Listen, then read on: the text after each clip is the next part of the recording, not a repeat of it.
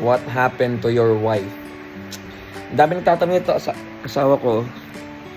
What happened to your wife daw? Ha? Ano nangyari daw sa'yo? Na usog. Hindi. Noong 2020 kasi, yung wife ko, na-diagnose siya ng Benign brain tumor. so benign brain tumor. Tapos, pina-opera namin siya sa Cardinal Santos. And then, kasi dapat noon, pupunta kami ng US. kasi nandun lahat ng mga magagaling na doktor. Pero that time, walang flight. Kasi nga, pandemic noon. So, we settled here. Nag-post ako kung sino may alam na may pinakamagaling na doctor here in the Philippines. So, tinuro kami sa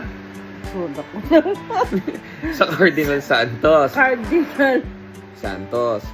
So, now, from dati, 2020, hanggang ngayon, sobrang laki na ng improvement ng wife ko. Like dati, hindi siya nakakasalita, hindi siya nakakilos. As in, wala. Kurang ng hair ko. Blanco ka lang nun, asawa ko, no? Pero now, sa nakikita nyo, sa prayers ng maraming tao, mga kaibigan namin, ngayon is, di ba? Oo nga.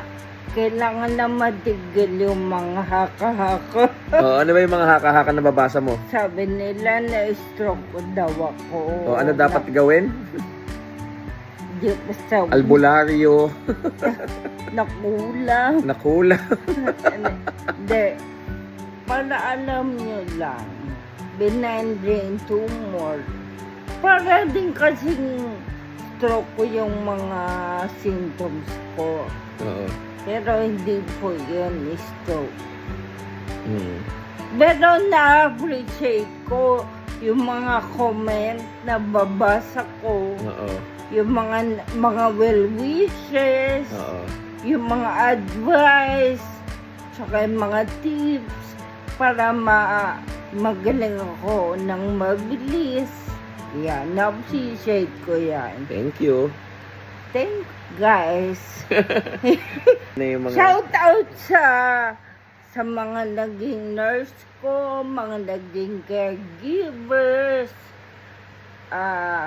sa OT ko, sa BT ko, syempre, ma'am ko, thank you. And syempre sa lahat ng viewers natin. I-like nyo si ma'am ko.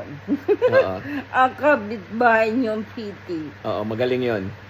Oo. Okay, so guys, it's a benign brain tumor and now she's on her way to recovery. And thank you guys. Thank you.